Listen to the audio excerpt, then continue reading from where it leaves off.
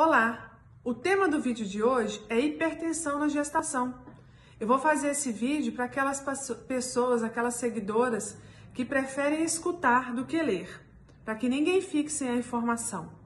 Hipertensão na gestação é uma doença grave. É a primeira causa de morte materna direta no Brasil. A hipertensão na gestação é classificada quando a pressão alta, quando a pressão arterial é maior ou igual a 14/9 em medidas adequadas dentro do consultório. A paciente pode se apresentar antes das 20 semanas ou após as 20 semanas. E isso vai determinar diagnósticos diferentes para essa paciente. Pacientes que se apresentam no consultório antes das 20 semanas com a pressão alta, a definição é hipertensão crônica. Se ela não tiver nenhuma alteração de exames de proteinúria, que é proteína na urina, então é definido como hipertensão crônica, somente. Se já tiver proteinúria, aí pode ser hipertensão crônica sobreposta com pré-eclâmpsia. Se a paciente se apresenta ao consultório após as 20 semanas e a pressão começa a subir após as 20 semanas, na realidade, essa pressão é definida como hipertensão gestacional, se não tiver alteração de proteinúria, e pré-eclâmpsia, se já tiver alteração de proteinúria ou sintomas de pré-eclâmpsia. Quais são os sintomas da pré-eclâmpsia?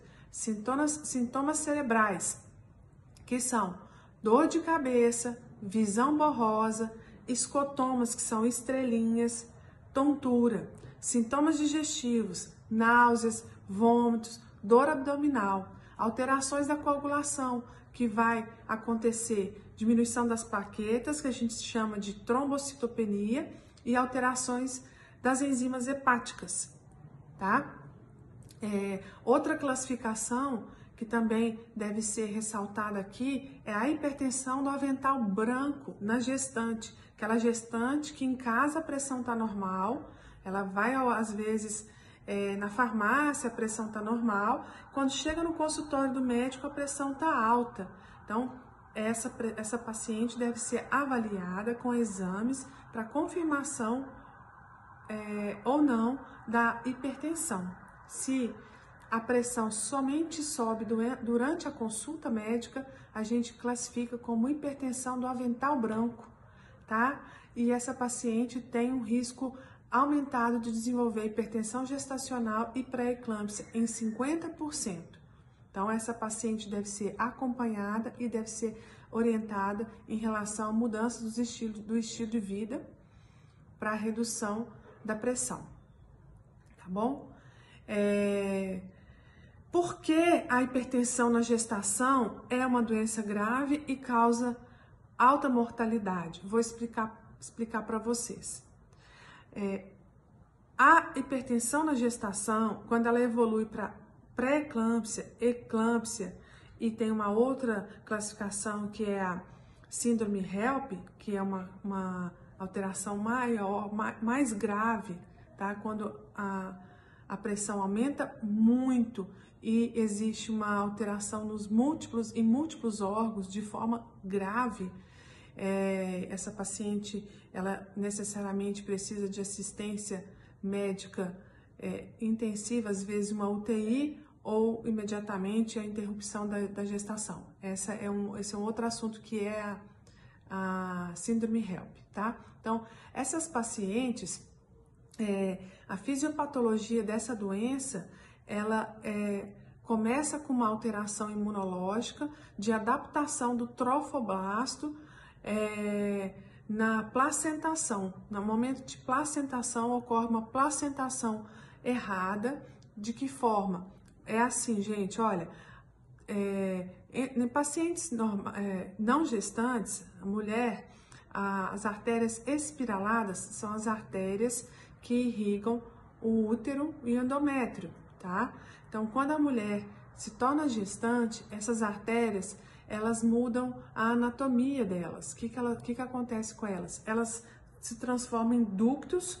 Esses ductos são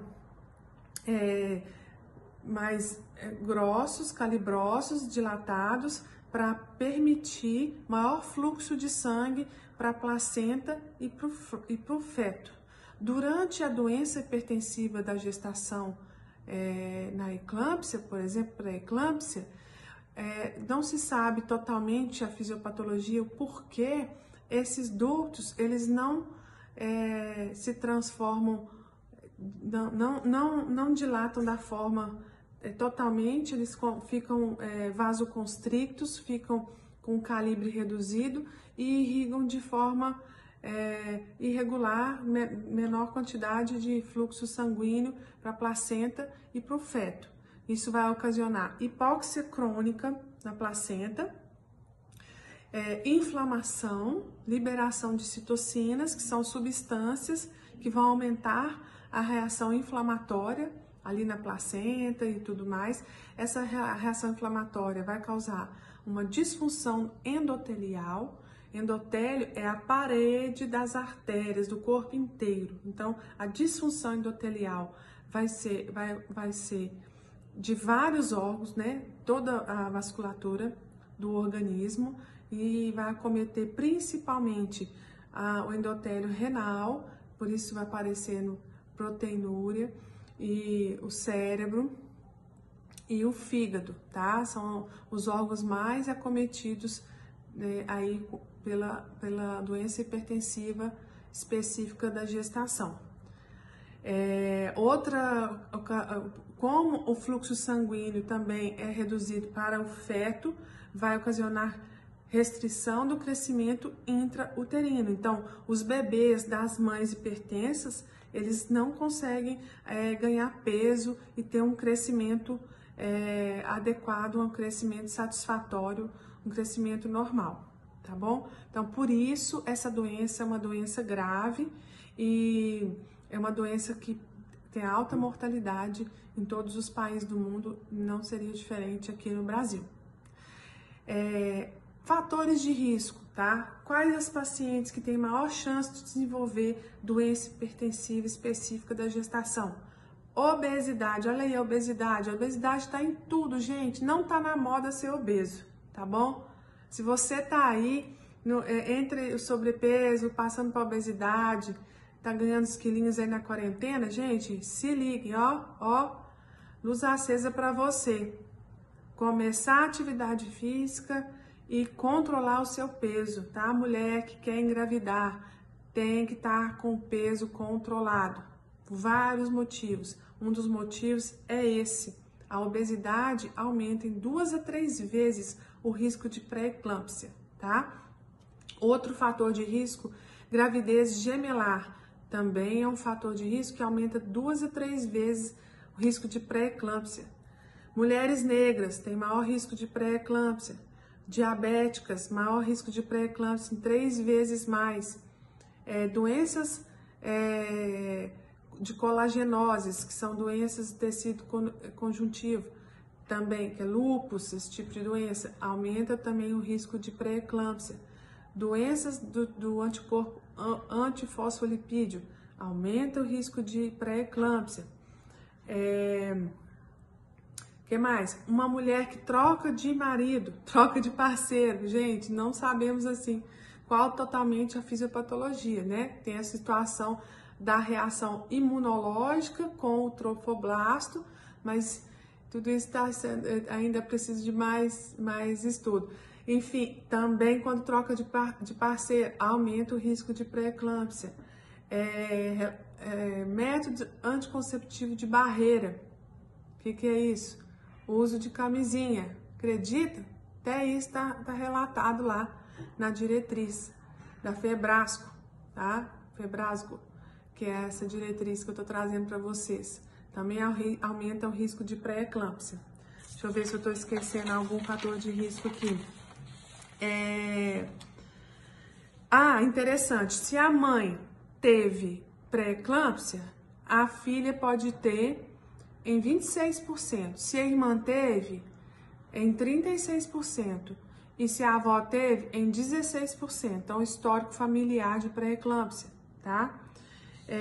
Mulheres hipertensas crônicas, então aquela que já era hipertensa, ela me procura sempre perguntando, eu quero engravidar, será que eu tenho risco de complicação de pré-eclâmpsia? Tem 25% se a pressão arterial estiver controlada e em 50% se a pressão arterial estiver descontrolada. Então, se você é hipertensa e quer engravidar, tem que estar com a pressão arterial totalmente controlada, tá ok? Para diminuir o risco aí de desenvolver pré-eclâmpsia. Mulheres que tiveram pré-eclâmpsia prévia. Então, se você já teve uma gestação com pré-eclâmpsia, o risco de você ter uma nova pré-eclâmpsia é em torno de 25%. Vai variar entre 12% e 13% até 25%, tá bom? Vou falar mais. Importante, mulheres de alto risco são essas que têm esses fatores de risco. Olha, se você está pensando em engravidar, tem que procurar o ginecologista antes, né, de engravidar, procurar o cardiologista antes de engravidar, que a gente tem que estar orientando o uso de alguns medicamentos que podem também reduzir o risco, tá, de evoluir com essa doença tão grave. Então, fica a dica aí, tá bom? Acho que mais específico para vocês é isso, tá, gente? Então, doença hipertensiva específica da gestação, doença grave, tem que acompanhar com cardiologista, com ginecologista, tá? Ficam aí as dicas para vocês. Muito obrigado e até a próxima.